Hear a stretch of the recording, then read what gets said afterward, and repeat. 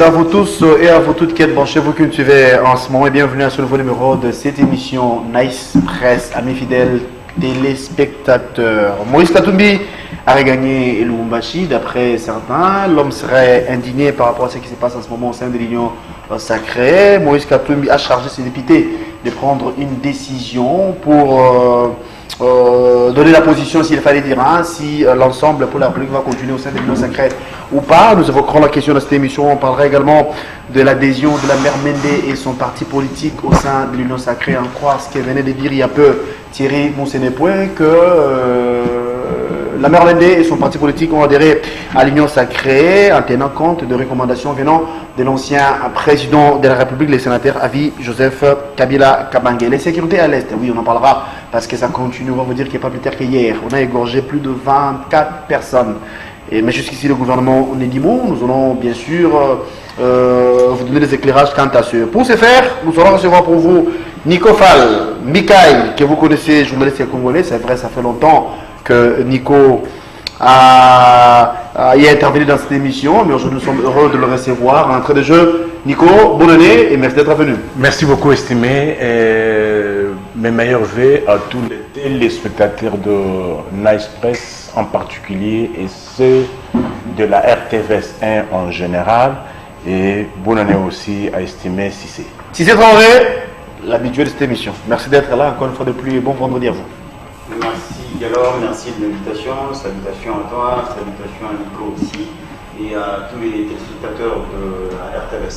Alors nous allons vous signaler que nous attendons l'arrivée des Médards Kankolongo qui sans doute va se joindre à nous dans les minutes qui viennent, mais nous allons déjà démarrer à bâton rompu. Nico Fall, je sais, vous allez commencer par ce que vous appelez le rappel national, mais j'aurais voulu que vous donniez votre point de vue par rapport à l'Union sacrée. On nous apprendra que le torchon brûle déjà bien avant la concrétisation de cette dernière. Votre point de vue? Merci beaucoup, estimé, de s'être approprié le rappel national.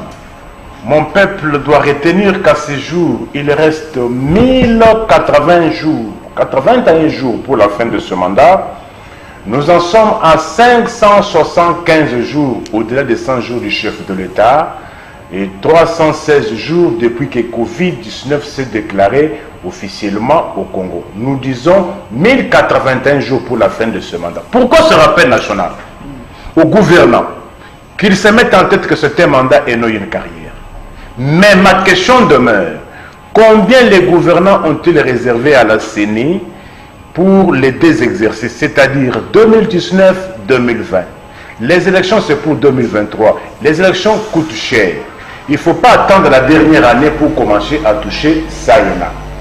Et je n'aimerais pas que Covid devienne un prétexte. Covid n'a que 316 jours. Mais dans la même année de Covid, Washington a organisé les élections. On vous dira que non, Washington a beaucoup de moyens.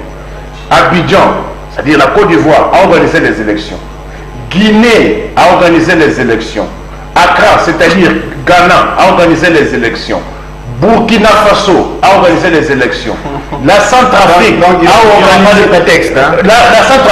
organisé les élections. Hier, Kampala, c'est-à-dire l'Ouganda, a organisé les élections. Mais nous, c'est en 2023. Et pour gouverner, chercher les moyens, payer les témoins, les allier dans tous les bureaux de vote pour que ces derniers vous ramènent le PV. Le juge de la Cour constitutionnelle n'est table que sur la base des pièces. Pièces quid PV. Mais qui peut ramener le PV si ce ne sont pas les témoins? L'Église catholique n'aligne pas les témoins. L'Église catholique aligne les observateurs. Par ricochet, un observateur n'est pas détenteur d'un PV. On ne remet pas le PV à un observateur. Cette fois-ci, qu'on n'achète plus encore les 40 000 smartphones. Les 40 000 smartphones avaient servi à quoi? Si vous faites le calcul, à raison de 50 $ par smartphone, et si vous remettez 20 $ à un témoin qui peut vous ramener le PV. Alors, avant de prendre la question de biodiversité, j'aurais voulu que vous nous donniez la situation, encore votre point de vue par rapport à la situation. Je vais donner. Par rapport à la situation plutôt de plus romain. Oui, il y a une rubrique. Oui, nous ensemble. La rubrique est là. Plus Romain Roland Gaulle, victime de l'intolérance, 24 jours au CPRK. Disons, plus Romain Roland Gaulle, 24 jours au CPRK. Près de moi. Près de moi. Mais c'est quoi la suite? La suite, l'audience est prévue pour le 20. Le 20 de ce mois, au centre pénitentiaire de rééducation Nakala. Mais la question que nous devons nous poser, pourquoi plus Romain Roland Ngoy avait été arrêté au sein des installations de l'UNPC? Peut-être les gens ne le savent pas. Les jours où Plus avait été arrêté, moi j'ai passé mon moment dans une émission spéciale Fanny Dacruz chez Digital. Vers la fin, Plus aussi débarqua. Il m'a demandé de sortir ensemble avec. Chemin faisant, arrivé au niveau de Boutou, c'est au moment là il me dira qu'il a l'invitation de l'UNPC et puis que je puisse l'accompagner. J'ai dit comme ça tu avances. Moi j'ai fait un crochet chez Boutou. J'ai fait un crochet chez Boutou. Une fois monté, je trouve déjà Plus et le plaignant Pouela dans la salle. Une fois que j'essaye d'accéder dans la salle, je vois une dame qui m'interdit d'accéder. J'essaie de répliquer, je vois Joël Cadet venir. Joël Cadet qui me dit, estimé, il y a le huis clos. Je suis allé me plaindre auprès de Léon de la RTBC. Léon Palombo, oui. Je crois qu'il est dans les installations. C'est un témoin. Non, il est là, il est là. Je suis allé me plaindre chez Jesby. Il s'était étonné.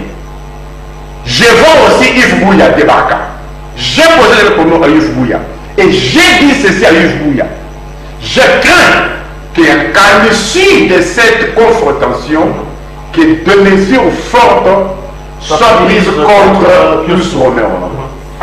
Je les prends à témoin, tous trois.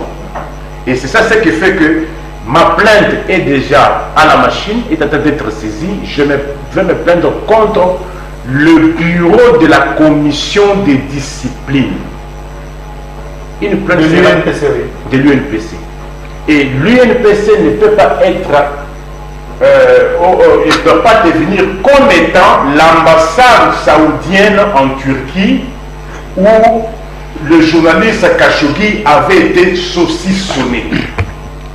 Là, Népal, j'ai l'impression que... Non, j'ai l'impression que... J'ai l'impression qu'on se perd un peu. Au lieu qu'on se concentre à faire des plaidoyers, il vient raconter toute l'histoire de ce qui s'est passé pour l'arrestation. On en est déjà où l'ami est au CPRK. Faisons le plaidoyer, pas la peine de retracer toute l'histoire, ce qui s'est passé pour lui. Ce qui s'est passé là, vous pouvez lui raconter hors plateau. Ici, le temps est compté. Faisons le plaidoyer sur antenne, c'est ce qui intéresse la police pour que notre ami soit relâché, c'est ce qui importe. Alors, bon, on a fini avec l'affaire de Pius Romain. Il y a une question en suspens. Oui, cette histoire en France en rapport avec le FCC. Cette histoire-là, c'est quoi? On nous apprendra qu'il y a une guerre de positionnement au sein ça, c'est de la caricature, de l'Union sacrée. Vous êtes journaliste, hein? Comment vous analysez cette situation? Pour ceux-là qui m'avaient suivi le samedi, après que je sois rétabli, j'avais dit que ces gens-là vont s'insulter. Ceux-là qui avaient suivi Club 50 peuvent le. J'avais dit que je connais mes joueurs énergés. Peuple congolais, ne soyez pas distraits. On vous distrait. Union sacrée de l'opposition radicale, vous connaissez la suite. Le rassemblement de tous les mémoires de Genval, vous connaissez la suite. Les Genevois, vous connaissez la suite. Vous voulez que Dieu vous parle de quelle manière? À ce stade, qu'est-ce qui doit intéresser le peuple congolais? La misère la plus noire, les impayements, l'insécurité. Vous venez de le dire. Hier, 46 Congolais ont été tués. Et jusqu'au moment où nous tenons ces propos, ces corps-là jonchent encore le sol. Je dis bien, ils ont été tués hier. Mais jusqu'à maintenant, 46 corps jonchent encore les corps, sans compter les blessés et les disparus. Avez-vous entendu ceux-là qui prétendent au peuple faire quelque chose en faveur d'eux. Dès lors, jusqu'à quand vous serez fanatique? On tue les gens, l'État congolais, ici à Kinshasa, si l'État lui-même existe, qu'est-ce qui leur intéresse? Ce sont les postes. Oui, vous savez qu'aujourd'hui la théorie des partis politiques évolue. Le parti politique ne se résume pas seulement à la conquête, l'exercice et la conservation du pouvoir. Oui, vous avez le pouvoir, mais aujourd'hui la théorie de l'État évolue. Vous avez le pouvoir. Qu'est-ce que vous en avez fait au moment où il y a des tueries et que l'État ne fait rien, ne se contente qu'à distribuer l'argent et à corrompre les uns et les autres? Alors, on passe à par la Cissé. C'est vrai, la question de la sécurité, je veux dire, la question rapport avec la sécurité à l'est du pays, on en parlera, mais toujours est-il qu'on va informer à tous ceux qui nous suivent. Pas plus tard qu'hier, l'ancien Premier ministre Adolphe Monsito s'est rendu au niveau des Nations Unies. Ils ont échangé avec Mme Leila par rapport à tout ce qui se passe pour trouver, n'est-ce pas, des solutions. Certes, ça n'arrivera peut-être pas du jour au lendemain, mais toujours est-il qu'il y a lieu que les Congolais s'y mettent pour réellement qu'il y ait la paix dans la partie est. Sidi Traoré, les torchons brûlent au sein de l'Union sacrée, ce qu'on peut le dire. Hein. On nous apprend que Moïse Katumbi a regagné le Lubumbashi mécontent. Il a demandé à ses députés de se concerter, de voir comment est-ce qu'ils peuvent s'y prendre, s'il faille continuer au sein de l'Union sacrée ou pas. Votre analyse, votre point de vue par rapport à ça? Très bien. C'est vrai. C'est la même question que vous me posez, que vous avez posée à Nico Faye. Tout à fait. Je ne sais pas si vous avez obtenu une réponse de la part de Il a dit Nico que Faye. l'Union sacrée n'est Vous pas avez, satisfaire les Congolais. comme d'habitude, j'ai senti Nico Faye éparpillé. Il est dans l'éparpillement. On demande qu'est-ce qui se passe dans l'Union sacrée. Est-ce que vous pensez que ça va? Il est à Goma où on tue les gens. Il est dans les questions économiques, patati patata. Alors que la question est dans l'Union sacrée. Ce qui se passe dans l'Union sacrée, est-ce que ça augure un lendemain meilleur? Non. Lui, il va à Goma. Tout ça, ça reflète quoi? Du populisme. On cherche là où ça ne va pas pour rassembler et se constituer un discours pour que 2 ou 3 personnes qui sont à la maison suivent quand même. C'est ça du populisme. Alors que la question est ailleurs. Vous lâchez d'abord la question, vous allez très loin, ramasser quelques petites erreurs ça et là pour vous constituer un discours. Alors, vous pouvez répondre à la question, vous. Oui. Très bien. Ce qui se passe à l'Union, en fait, la constitution de l'Union sacrée, c'est quoi? C'est des tractations politiques. C'est des négociations. C'est depuis toute l'histoire de la RDT, depuis la table ronde jusqu'à aujourd'hui. Donc déjà, guerre de positionnement avant même la concrétisation, encore la mise en place de l'Union sacrée en question. Ce qui se passe au sein de l'Union sacrée est compréhensible et c'est normal. C'est ça même les tractations politiques. Pour ceux qui comprennent comment ça se passe. Depuis la table ronde, 1960, jusqu'à aujourd'hui, je ne connais pas une seule ou 2, 3 tractations politiques qui ont eu lieu sans qu'il y ait surenchère, sans qu'il y en ait qui puisse bouder un moment. C'est toujours comme ça. Alors je ne sais pas pourquoi quand ça se passe comme ça dans l'Union sacrée, les gens vont amplifier, chercher à stigmatiser les uns. C'est ça même le propre des tractations politiques, ça se passe toujours comme ça. Quand Bemba et Katumbi ont répondu à la main tendue du président de la République, ce n'était pas pour les beaux yeux de Félix Tshisekedi quand même. À moins que l'on ne comprenne pas comment ça se passe en politique. Vous pensiez que même Katumbi en venant vers Tshisekedi, c'était pour venir le caresser dans le sens de voile. Non, mais pas du tout. En tant qu'acteur, ils apportent quelque chose et par conséquent attendent aussi quelque chose en retour. C'est normal. Ceux qui peuvent s'étonner, c'est vraiment pas nous l'élite. Parce que nous sommes censés comprendre comment ça se passe. Alors, au moins que le petit peuple comprenne, mais voilà, ils se battent pour les postes, oui, et ils peuvent ne pas comprendre ça. Mais nous, en tant qu'acteurs, nous savons que lorsque la Constitution dit que lorsque vous n'avez pas de majorité, vous pouvez créer une coalition dans le sens de vous en construire une. La construction de cette coalition-là, c'est justement pour que par la suite, il y ait partage des postes. Je vois dans les réseaux sociaux, on stigmatise le fait que les gens réclament, mais c'est normal, c'est ça les tractations politiques. Pour pouvoir gérer, et la politique, ça se joue comme ça. Et maintenant, le problème ici, c'est lequel? Bemba et Katumbi ont chacun apporté quelque chose en termes de poids. Et chacun réclame ce qu'il estime être la dividende qui pourrait être sien par rapport à ce qu'il a apporté. Mais bon, maintenant, est-ce que c'est judicieux? Est-ce que c'est équitable? C'est là maintenant la question. C'est là où le Parce problème. que dans les tractations politiques, chacun peut amener sa surestimation pensant que bon, lui devrait avoir autant, Mais maintenant, la capacité, ça dépend de la capacité de celui qui joue à l'arbitre à fusionner maintenant et à sa capacité, à sa magnanimité protocolaire à fusionner les ambitions, à les tempérer, voir comment gérer les ambitions afin d'équilibrer et donner la place à tout le monde. Ici, le problème est celui-ci. Il y a 3 camps. Ceux qui ont été, disons, ceux qui ont quitté le FCC pour rallier l'Union sacrée, il y a Bemba et Katumbi, Modeste Abati. L'ancien problème, à savoir si réellement ils ont quitté le FCC, mais sinon on va y revenir. Le problème à ce niveau ici est celui-ci. Bemba et Katumbi, en répondant à l'appel du président de la République, ils ont été applaudis par le peuple. C'était un bon geste. Bon, maintenant, du point de vue de la communication politique, s'ils veulent rebourser chemin parce qu'on n'a pas obtenu ce à quoi ils pensaient, au même diapason qu'ils s'imaginaient, eh bien, du point de vue de la communication politique, ils vont être hués. Parce que dans cette tractation politique, le président de la République, il va en position de force. C'est ce qu'il faut dire. Parce que dans les négociations avec les FCC, ce n'était pas le cas. Mais maintenant, le président, il va en position de force. Parce qu'il y a un plan B. Et eux-mêmes le savent, même tout le monde le sait que le président a un plan B. Au cas où ça ne marche pas, on va aboutir à la dissolution de l'Assemblée nationale et puis on va organiser les législatives anticipées le plus vite possible. Le problème ici est-ce que nous avons les moyens? Écoutez, ce ne sont pas les moyens qui manquent dans ce pays. Les élections législatives seulement nationales. J'ai dit bien seulement les législatives. Pas les générales anticipées comme le réclament les uns et les autres sans fondement juridique aucun. Ici, lorsqu'on dissout l'Assemblée nationale, on recourt à la réorganisation seulement des législatives nationales. Et ça ne coûte pas $1 milliard. Ce n'est pas ce que le RDC manque.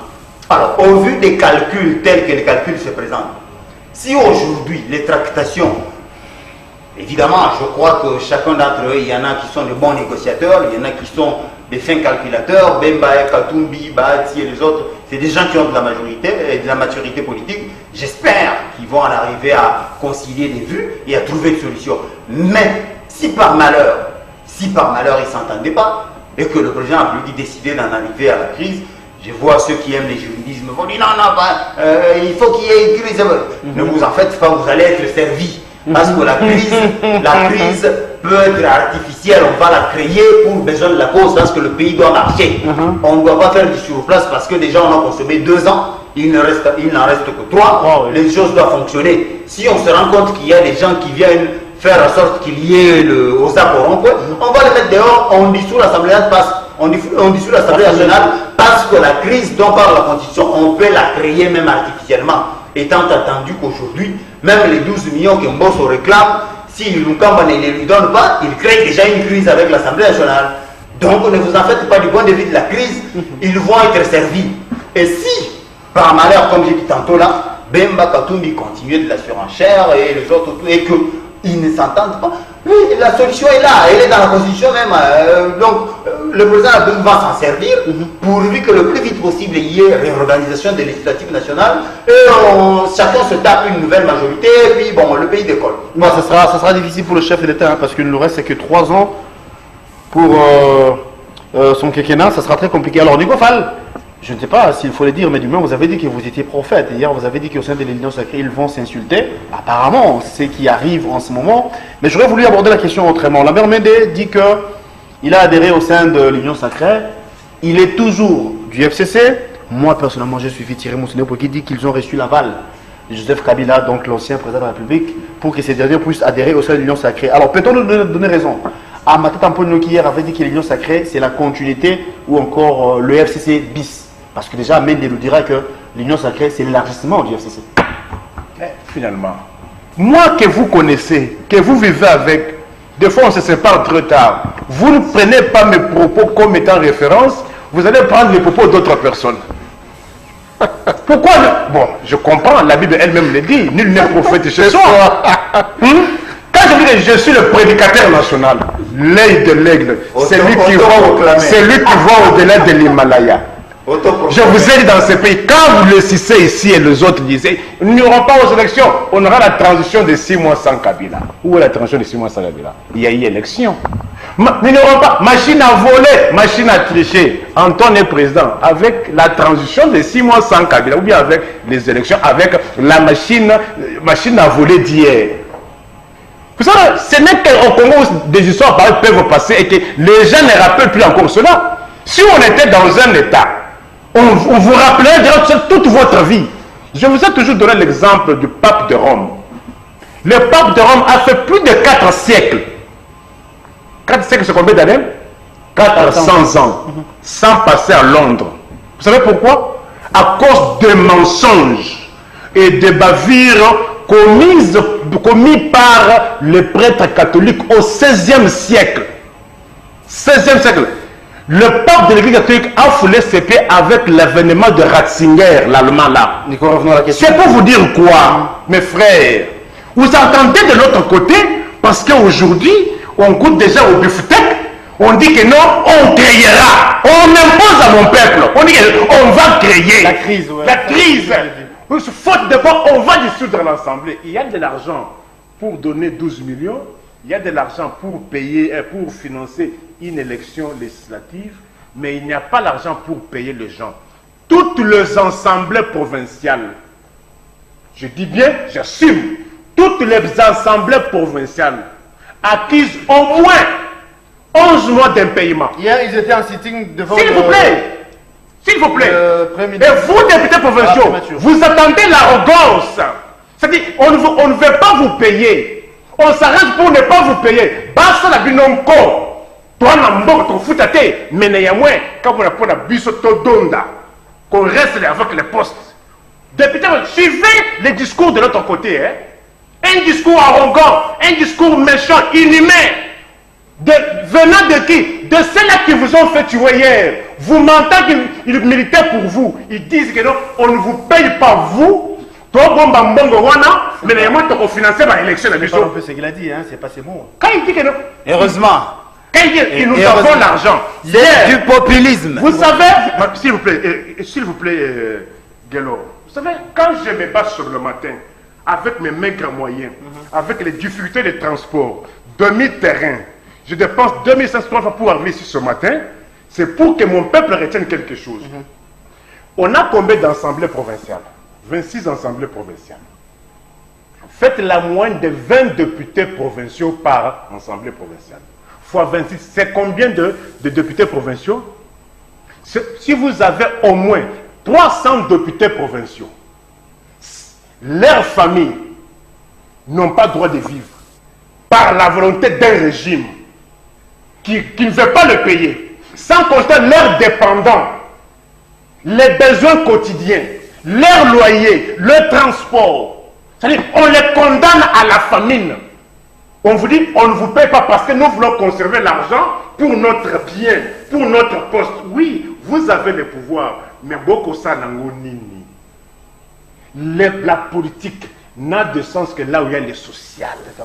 Si c'est Traoré, la même question. Hein? Je voulais dire, est-ce qu'ici qu'on peut donner raison à Adolphe Monzito et Martin Fayou qui hier pensaient que l'Union sacrée c'était du bluff, parce qu'en croire ce que venait de dire la mère Mende et Thierry Moussenepoé, d'ailleurs vous avez suivi, et Matata Pogno qui hier avait dit également que l'Union sacrée serait la continuité de l'FCC ou encore FC bis. Aujourd'hui, Mende nous dira que l'Union sacrée c'est l'élargissement du FCC. Thierry Moussenepoé a dit clairement qu'ils ont adhéré à l'Union sacrée parce qu'ils ont reçu l'aval de Joseph Kabila. N'est-ce pas, il y a de quoi se poser des questions?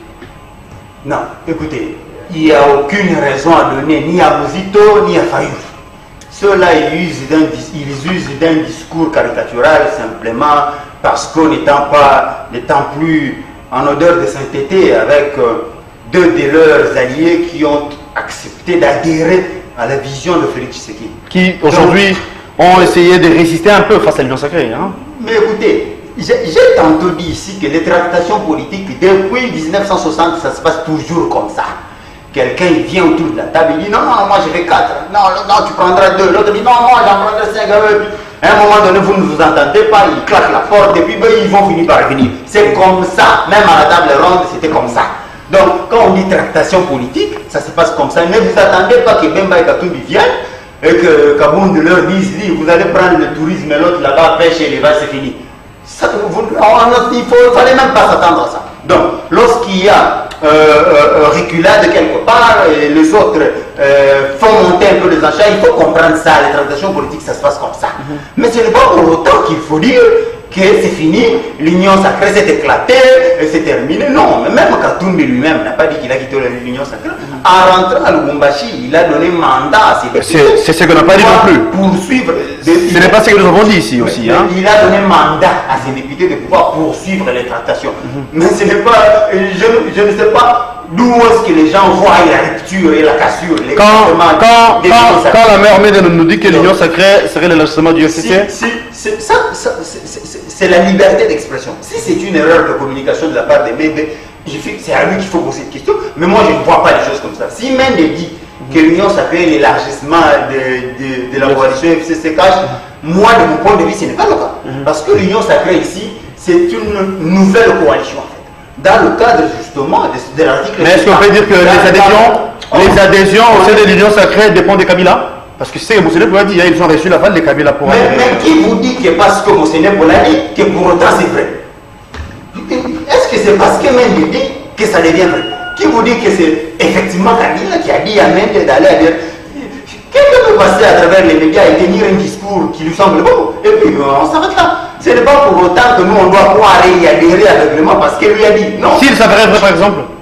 On n'est pas dans les six, sinon on construirait des châteaux en Espagne. Mais ici, moi je veux signifier que l'union sacrée, c'est diamétralement opposé de ce que été le FCC, ou même de la coalition FCC-CAJ. C'est diamétralement opposé. C'est une nouvelle vision, mais simplement qui rentre dans le cadre de l'article 78 de la Constitution, d'aucuns diraient 78. Voilà pourquoi le formateur a été désigné dans le cadre de la recherche justement de cette majorité et cette coalition. Cette coalition-là s'appelle justement Union Sacrée. Alors ici, on a un leader unique qui donne sa vision, qui va se matérialiser au travers de l'Union Sacrée par les nouveaux acteurs qui adhèrent et qui viennent de partout. Parce qu'il faut signifier ici que les adhésions, justement, on ne sélectionne pas, elles ne sont pas sélectives. Quiconque a été, même avec Kabila ou avec Mobutu, Tshisekedi, peut venir dans l'Union Sacrée. Tout ce que le chef de l'État est en train de rechercher, c'est la sommité du savoir que nous avons ici chez nous, parmi les titres du pays. Parce que pour les 3 ans qui restent, il faut qu'il y ait accélération de l'action étatique. Vous comprenez ce que je dis? Il faut qu'il y ait accélération de l'action étatique. Il faut une vitesse, une nouvelle vitesse. Et pour autant, il faut recruter les meilleurs. Voilà pourquoi le chef de l'État ne ferme pas la porte. Il dit tout le monde venez. Même celui qui dormait dans l'antichambre de Kabila peut venir dans l'Union Sacrée apporter sa pierre à l'édifice. Mais maintenant, ici, il faut signifier que la vision elle est autre que celle de la coalition FCC-CAJ. Ici, c'est une vision propre au président de la République. On a dit vaincre la pauvreté. C'est là la vision du président de la République. Et c'est lui-même qui en donne les lignes maîtresses, les lignes directives. Maintenant, ceux qui viennent, qu'ils soient du FCC, qu'ils soient des Baït, qu'ils soient les ex-Lamouka qui viennent d'adhérer, ils vont servir tous sous l'idéologie de Félix Tshisekedi. Voilà la différence avec le FCC. C'était 2 ou 3 avant d'exécuter ce que dit le président. Il s'appelle d'abord la bourse là-bas pour savoir si oui ou non ils doivent le faire. Ce qui faisait un peu que l'action étatique n'avait pas d'impact sur la marche de l'État. Et la vitesse, ce n'était pas celle que souhaitait le président de la République. Mais maintenant, c'est lui-même le maître à bord. D'où que vous venez, vous servez la cause du peuple selon la vision du président de la République. Donc ici, c'est pour vous dire que ce n'est même pas à confondre, parce que l'union sacrée, c'est l'opposé diamétral de la coalition FCC-CAJ. Du FCC et de la coalition FCC-CAJ. D'accord. Ça ne se ressemble même pas un peu. Alors, Nico Fall, je reviens à vous. Il y a une pétition contre les bureaudages, initiée par le député FCC, il fallait dire. Ils ont récolté à nos jours 140 signatures. Pensez-vous qu'il y avait lieu que cette pétition puisse... est-ce qu'il y avait raison d'être de cette pétition pendant que nous attendons les élections en 2023? N'est-ce pas un moyen, c'est pas une façon de retarder les choses ou encore de tirer les choses en longueur, s'il fallait dire?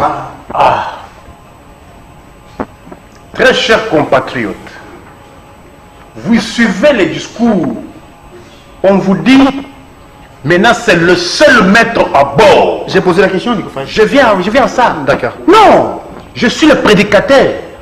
On vous dit, il est le seul. Prédicateur. Tout doit dépendre de lui. Mon frère, ce n'est pas un parti politique où on n'organise pas les congrès. Les gens payent 5 $ pour leur carte dès ans maintenant, que vous pensez que le pays doit marcher comme ça. S'il vous plaît, moi je suis procureur général près du peuple. Je vous lis la Constitution. Ce n'est pas moi qui l'ai dit. Si ici on veut que tout ce qui doit se passer au pays émane d'une seule personne. C'est la Constitution de mon pays. Article 3. De l'organisation et de l'exercice du pouvoir. Les nouvelles institutions de la République démocratique du Congo sont: primo, le président de la République; secundo, le Parlement; tertio, les gouvernements; quarto, les cours et tribunaux. Mais ici, il y a un groupe d'individus qui estiment que le pays aujourd'hui, toutes les institutions doivent dépendre d'eux et que personne d'autre ne peut parler ici la pensée unique. C'est que le maître dit. Alors, S'il vous plaît. quand est-ce que j'ai dit ça? S'il vous plaît. Vous voulez dire non? C'est la pensée dont on doit se soumettre au chef. Mais quand même. C'est lui qui doit commander l'Assemblée nationale. C'est lui qui commande la justice. C'est lui le gouvernement. La vision du chef. En plus, si c'est pour des questions économiques, moi je lis la première disposition. Je lis notre deuxième disposition. Ah mais non, parce que là on perd le temps. Hein. Non, Il y a même une question en souffrance. je répondrai même dans 30 secondes à votre question. Article 4 du Conseil économique et social. Article 208. Il est institué en République démocratique du Congo un Conseil économique et social. Article 209. Le Conseil économique et social a pour mission de donner des avis consultatifs sur les questions économiques et sociales lui soumises par le président de la République. On continue. L'Assemblée nationale, le Sénat et le gouvernement. Il peut, de sa propre initiative, appeler à l'attention du gouvernement et des provinces sur les réformes qui lui paraissent de nature à favoriser le développement économique et social du pays. On ne dit pas que non, ça doit dépendre d'un individu. Ici, on parle tellement d'institution. Chaque institution a ses droits et limites. Par là où... Alors, pour revenir à la question de... D'accord, revenons à la question. Alors, pour revenir à ce que vous avez dit... La pétition au niveau de l'Assemblée nationale, est-ce qu'il y avait lieu? Il y avait lieu. Personne ne peut juger de l'opportunité si cela est nécessaire, s'il y a de faits plausibles. Je ne dis pas que les pétitionnaires ont raison ou pas, mais personne ne peut leur interdire, personne ne leur peut désigner le moment. S'ils sont en possession des éléments de preuve, s'ils sont en possession des soupçons, des indices sérieux de détournement, écoutez, s'il y a des indices sérieux de détournement, quel que soit les moments, quel que soit le bureau d'âge provisoire définitif, dès lors que sur vous pèse de soupçons sérieux de détournement, à tout moment, il peut y avoir une pétition. D'accord, si c'est pas vrai, je reviens à vous. On parle de la pétition. Pensez-vous qu'il y avait lieu? Parce que vous et moi attendons les élections de 2023. Jusqu'ici, il n'y a pas eu une nouvelle configuration au niveau de la CENI. Il n'y a pas un bureau définitif au niveau de l'Assemblée nationale. Pensez-vous que le député avait l'obligation, encore été plutôt dans l'obligation, d'initier une pétition contre les bureaux d'âge? Parce qu'on courrait le temps, ça c'est vrai. Très bien. Je vais répondre à votre question. Mais en attendant, laissez-moi désinfecter les débats. Nico Faye, ici, autant de microbes. Il se crée lui-même, il s'entremêle les pinceaux au point qu'il crée un désordre réflexionnel. Il dit des choses que moi je n'ai pas prononcées ici. Ah bon? Et le président de la République, en tant que première des institutions dont tu as fait mention, pourquoi vous lui refuserez le droit de pouvoir chercher à savoir ce qui se passe dans telle ou telle autre institution? en tant que président de la République, il est en même temps membre de l'exécutif, parce que l'exécutif étant bicéphale. Le président de la République peut, parce qu'il est écrit dans la Constitution, que le programme même du gouvernement, ça se conçoit en intelligence entre le gouvernement et le président de la République. De ce fait, vous pouvez penser que le président de la République n'a aucun mot à lire dans l'élaboration ou dans les décisions à prendre dans le sens de l'orientation de l'action étatique. Mais je n'ai pas dit exactement ce que vous avez dit. Mais ce que je dis était que c'est le président de la République qui donne la vision de l'union sacrée.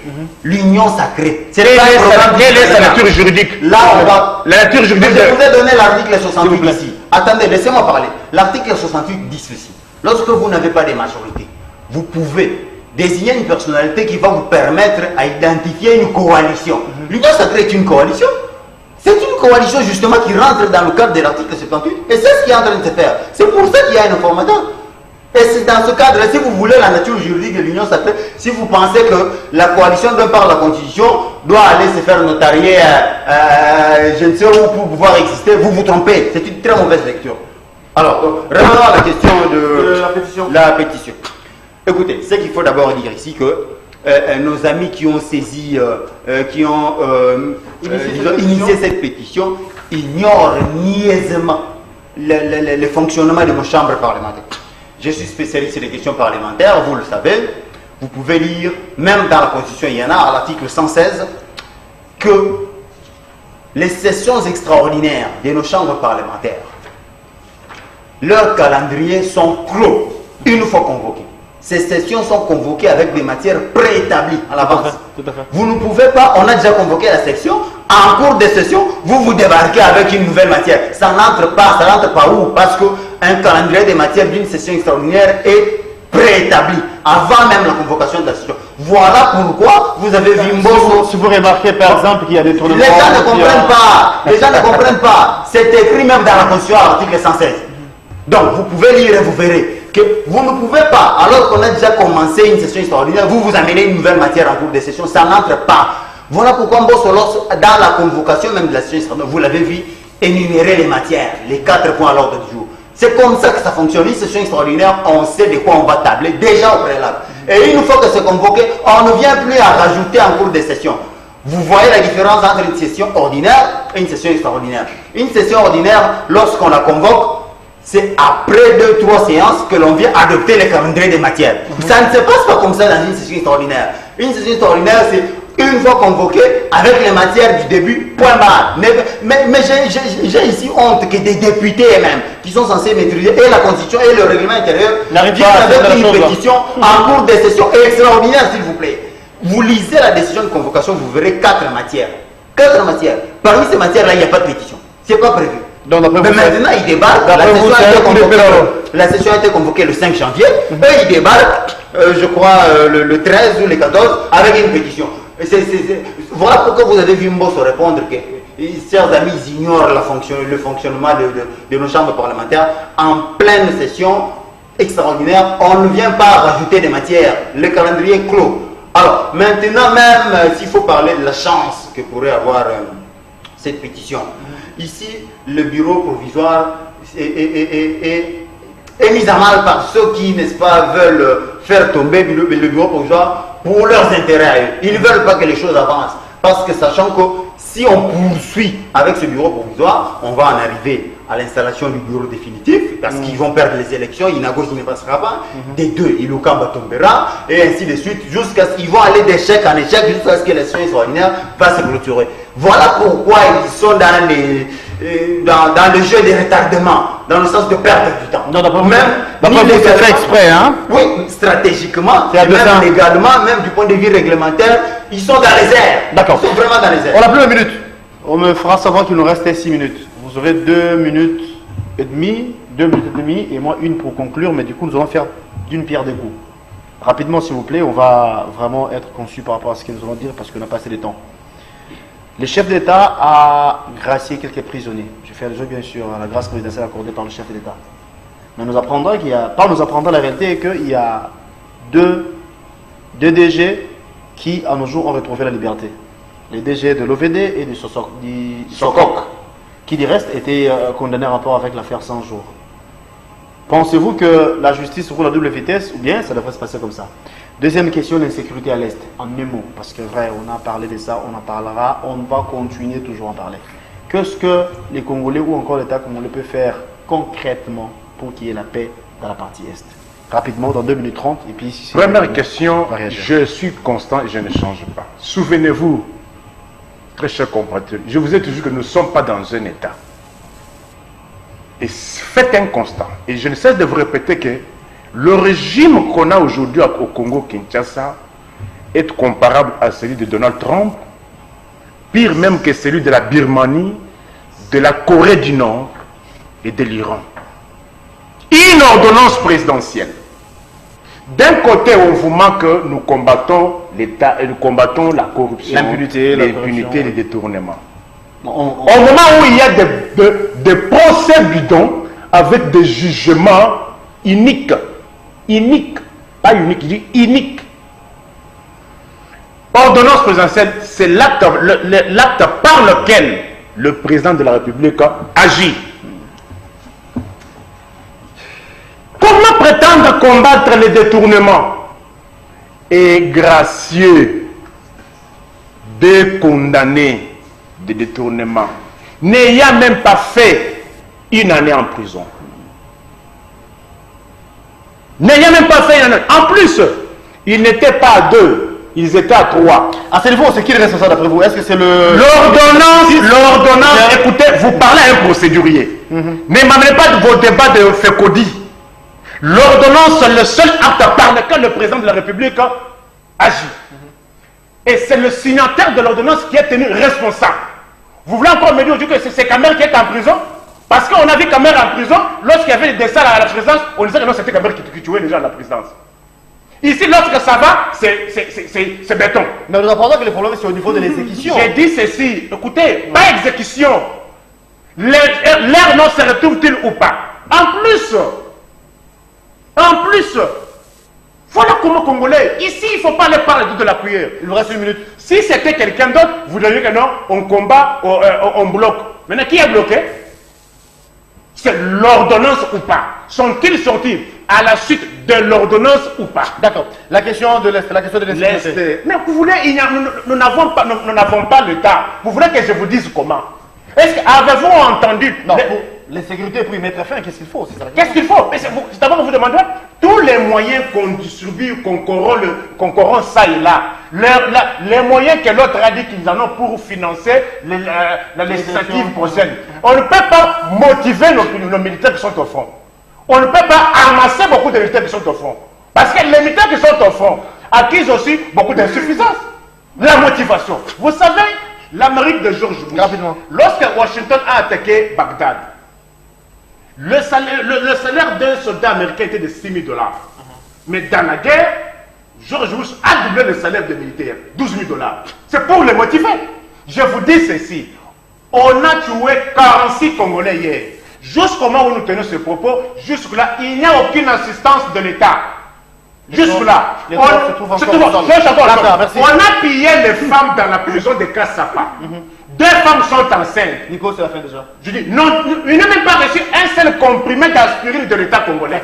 Lorsque la conseillère du chef de l'État est allée là-bas, les victimes pensaient qu'on leur a amené des solutions, il leur a amené des paroles. Ni t'était l'intervention de Médecins Sans Frontières. Ces femmes-là, tous, seraient des enfants morts. D'accord, Nico, plutôt, si la question vous en avez, la même question que je viens de poser à Nico. Vous pouvez répondre par moi j'ai entendu Nico Faye dans les airs. 2 questions. Pourtant, c'est un procédurier comme lui-même l'a dit. Il dit on doit charger l'auteur de l'ordonnance. Dans l'ordonnance du président de la République, il n'y a pas un seul nom. Il n'y en a pas. Pas un seul nom. Je crois que vous devriez le savoir en tant que procédurier. Donc, les noms des personnes qui ont été libérées sont dans l'arrêté du vice-ministre de la Justice qui fait office du VPM de la Justice. Au nom de quoi vous allez... S'il vous plaît, il ne sait pas de quoi il parle. Il ne sait pas de quoi il parle. Dans l'ordonnance que le président de la République a pris, mesure de grâce, il n'y a pas le nom d'une seule personne. Pas un seul individu là-dedans. Il n'y en a pas. C'est une ordonnance qui établit les critériums, les catégories des personnes qui peuvent bénéficier, oui ou non, qui en exclut d'autres. Point barre, ça se limite là. Le président ne dit pas libérez-moi Benjamin Wenga, libérez-moi Makabouza. Non, le président donne le critérium de ceux qui... Mais allez vérifier, vous ne verrez pas que dans cette ordonnance-là, il est écrit que ceux qui ont été condamnés pour les faits de détournement et corruption pouvaient être libérés. Dans l'ordonnance, ce n'est pas écrit. Maintenant, si le ministre va libérer de sa façon, pourquoi on doit venir condamner l'auteur de l'ordonnance? Parce que dans son ordonnance, il a été précis. Il a même écarté des catégories de personnes qui ne peuvent pas en bénéficier. Mais maintenant, toi, l'exécutant, si tu fauches, est-ce que c'est mon problème? Il faut que la justice s'occupe de toi. Voyez comment Nico Faye est dans Nico est dans le désordre. Alors, attends, il a dit des mensonges ici. Il a dit des mensonges ici, mais il faut encore souligner que le ministre même, lui-même a fait une communication pour signifier qu'il s'agissait pour les 2 ou 3 personnes là d'une mise en liberté conditionnelle. Pas dans le cadre de l'ordonnance du président de la République. Donc, vous pouvez vérifier, vous vérifiez, mais seulement, il y a eu coïncidence. La cérémonie a eu lieu le même jour. En tout cas, laissez-moi finir. Non, vous avez la parole. La cérémonie a eu lieu, comme la cérémonie a eu lieu le même jour. Mais non, là, franchement, mais vous êtes en train de me bouffer mon temps. D'accord avec nous. Il est en train de ricaner. Vous faites mon temps. Il est en train de ricaner. La question de l'insécurité, parce que laisse-moi s'il vous plaît, quelques secondes. Donc, il faut dire ici que la cérémonie était présidée par le ministre de la Justice, et il s'est fait qu'il y a eu coïncidence, tous sont sortis le même jour. Mais seulement, ce n'est pas le même document qui donne la liberté à toutes ces personnes. D'après le ministre de la Justice. Ça, c'est la communication du ministre. Voilà. Alors, mais sinon, il ne faut pas que Nico vienne mentir ici. Il ne faut pas qu'il vienne mentir ici que le chef. Alors, donc, par rapport à la situation de l'insécurité dans la partie Est, je l'ai dit, redit plusieurs fois, que la question de l'Est était multidimensionnelle. Il y avait des notables de l'Est qui sont complices et qui veulent que la situation perdure parce qu'ils ont des gains et des dividendes à tirer dans cette insécurité. Il y a des politiciens aussi qui sont ici à Kinshasa qui, dans les coulisses, tirent les ficelles. Alors maintenant, la meilleure façon de régler cette question, c'est de commencer par identifier, vous avez heureusement suivi la dernière conférence de presse des FARDC, le général Léon Richard a dit que l'armée avait déjà tous les noms des politiciens qui sont à Kinshasa et qui tirent les ficelles pour que l'insécurité persiste. Le moment venu, on va les... Le moment venu, c'est quand? Le temps et l'espace va être... Le moment venu, c'est quand? Merci Nicolas. Le moment venu, On prend des histoires de l'armée. Toi, tu veux combien te dire? Tu veux combien te dire? Donc, il faut envoyer l'argent que vous avez. Toi, tu veux que l'armée... C'est comme ça que ça fonctionne. L'armée doit venir te dire que j'agirai demain, j'agirai après. Mais on tue les gens.